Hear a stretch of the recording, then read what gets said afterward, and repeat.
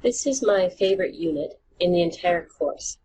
It's really a capstone unit where you have to use all of the things that you learned earlier on in the course, and they're all sort of rolled into this whole decision-making process that you see in this chapter on relevant costs.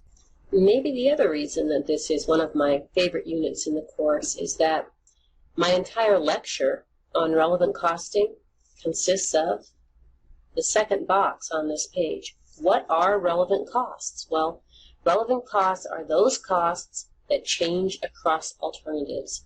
So when you're trying to make a decision, you list out your alternatives, and the costs that change as you go from one alternative to the other, those would be your relevant costs. Relevant costs are the only costs that you really should consider when you're making decisions. I'd like to start out with one illustration of a very simple make or buy situation. And what I'd like to show you here is we'll illustrate, what are generally the relevant types of costs in the situation. But the other thing I want to illustrate here is just that there are many, many different ways to solve these problems. In a face-to-face class, when I have my students go to the board to solve these problems, if I send 4 students to the board to solve the same problem, chances are very good the way they approach the problem and the actual amount of work that they do will be vastly different between the 4 students. Some approaches are much faster and cleaner than others, but I really don't care how you get to the right answer as long as you're able to get there. So if your solution looks very different than the textbook solution or the way I do a problem, that's all right. Try to study it and see the difference, and the best bet's to be able to understand lots of different approaches to the same problem. The story here is we have a company named Jayco, and Jayco manufactures cast iron bathtubs, big Victorian style slipper bathtubs, and they have to build wooden crates in order to ship these bathtubs. So specifically what we're looking at here are those wooden crates that they use to ship their bathtubs in. They've been manufacturing them, and I'll show you a list of what it cost them to manufacture those crates in a minute. But another company has contacted Jayco, and this outside supplier says, look, we'll sell you those wooden crates to ship your bathtubs in for $7.50. And Jayco's trying to make the decision, should we buy the crates from this outside supplier, or should we continue to make them ourselves? Here's a list of what it cost Jayco to build the wooden crates.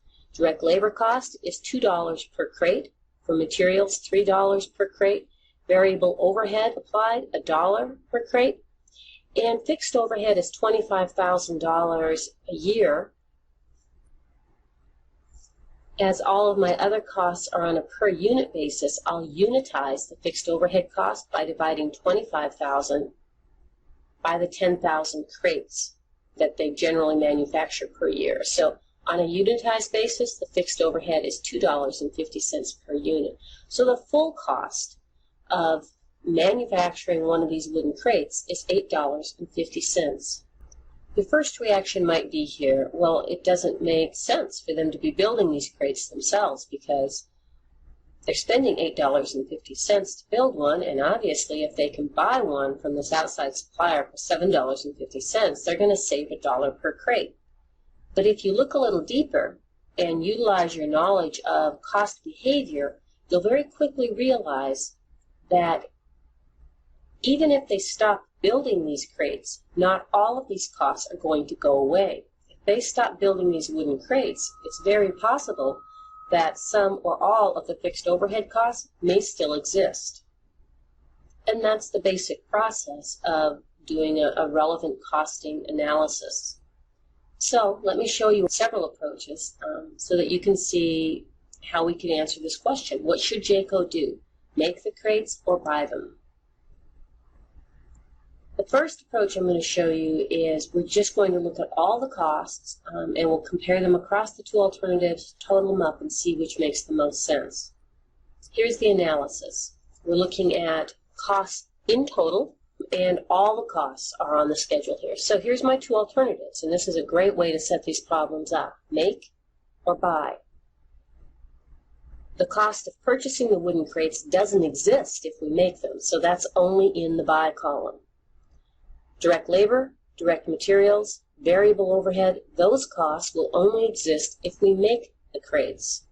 Fixed overhead is $25,000 if we make the crates, and usually fixed costs are fixed, meaning they don't change despite any change in production level. So unless you're given any additional information to convince you otherwise, that fixed overhead cost is not going to go away simply because they stopped producing the 10,000 crates. So here's our final analysis. It costs $85,000 if we make them, and it'll still cost $100,000 even if we buy them. The fixed overhead cost does not go away simply because we buy the crates from an outside supplier. One nice thing about using this approach is it makes it very clear to us which costs are relevant. So if you weren't sure, when you see the same number in two columns, to the extent a number appears in both columns, that's an irrelevant cost. So here, fixed overhead is irrelevant, and all of the other costs are relevant to the decision. What's our answer? Well, these are all costs, so the lower the number, the better. In this case, Jayco's better off to build the crates themselves than to buy them from the outsider. Here's another approach, really exactly the same thing. The only thing I'm doing differently here is unitized. I'm using the per unit costs everywhere. Some students prefer this approach. It's whatever you're most comfortable with. So, make column, $8.50 per crate. Notice we've used the unitized fixed overhead. Buy column, it costs $10 to buy a crate because you have to include not only the purchase cost, but realize that the fixed overhead cost will still be there. So what you get is the difference between the two columns is $1.50. It's $1.50 per crate. So if we're asking, what's the differential in net income if you buy instead of make, or make instead of buy in this case, you're $1.50 per crate better off to make, or $15,000 again. A lot of these problems you can do using totals or per unit costs. The one thing you want to be careful of is the behavior of fixed costs when you unitize them, and don't mix your costs. Either go, use all totals or all per unit values, and that'll keep you cleaner.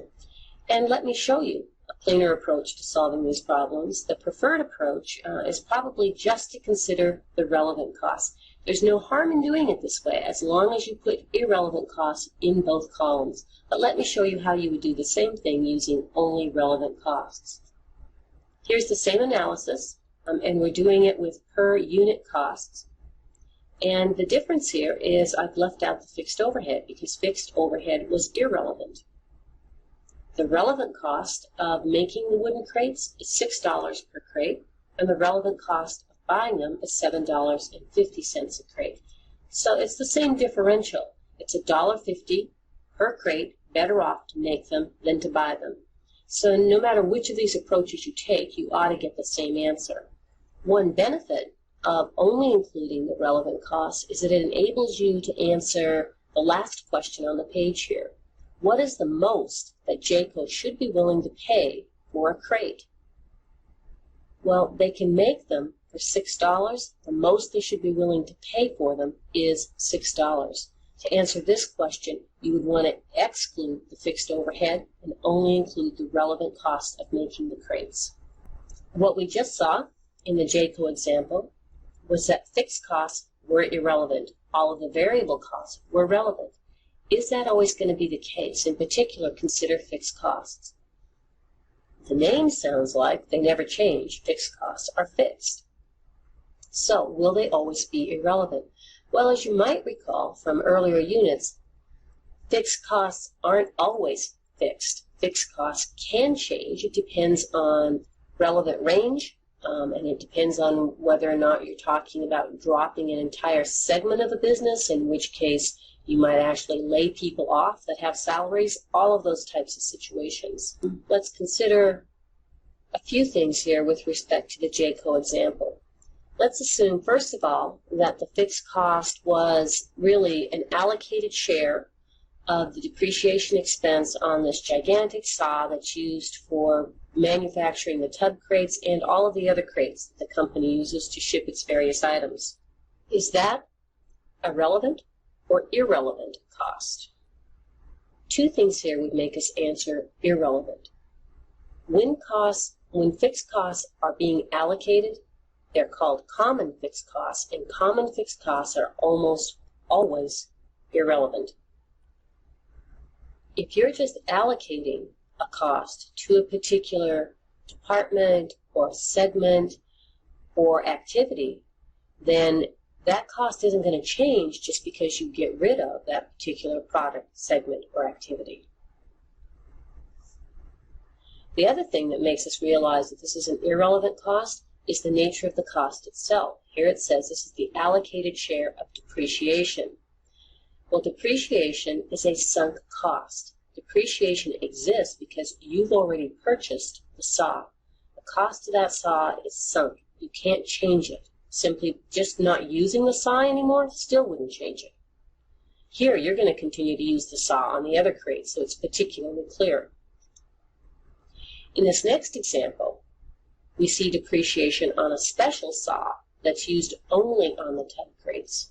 So now we have a direct fixed cost instead of a common fixed cost. Will this be relevant or irrelevant? Well, once again, this is irrelevant, and it's irrelevant because depreciation is the allocation of a sunk cost. Whether you use that saw or not, you already spent the money on it. Here's another. We'll assume instead that the fixed cost is actually the salary of a supervisor, and this particular supervisor manages all of the crate building for all of the products. So he or she supervises the crate building for the entire factory. Would that cost be relevant or irrelevant? It would be irrelevant. Even if you stop building the wooden crates, you still have to pay that supervisor's salary. That person will still be managing crate building for all of the other products. Now we're going to change the facts a bit, and we're going to assume instead that the supervisor only supervised the building of crates specifically for these bathtubs. And because you're not building the bathtubs anymore, the supervisor will be laid off. Now, will that fixed cost, supervisor's salary, be relevant or irrelevant? Well, now it's finally a relevant cost. The $25,000 will go away if you buy the tub crates instead of make them. So we can change a fixed cost into a relevant cost with a situation like this. And finally, consider this situation. Maybe you're not going to lay that supervisor off, but if the supervisor isn't spending time watching people build crates for these tubs, then he or she is going to be able to do other things, and it's going to free that person up to do other things that would otherwise cost you $20,000 a year in labor costs. So, the fact that Jayco's currently using this person to supervise building of the tub crate means that they don't have the opportunity to have this person do $20,000 worth of other work. So what we're talking about here is an opportunity cost. How do we handle that in our decision analysis? Well, let's take a look. There's a couple of different ways that you can handle an opportunity cost. First of all, just look at the left half of the screen here. We have our make and our buy option, and here I'm using total dollars, and I've only included relevant costs here, so these numbers should look familiar to you. One way to reflect the opportunity cost is to just say, hey, if we buy the crates and spend $75,000, it's also going to result in a $20,000 a year savings in labor costs. So that's why the opportunity cost is a negative cost in the buy column, because it's reflecting that if you buy, you're saving $20,000 worth of costs.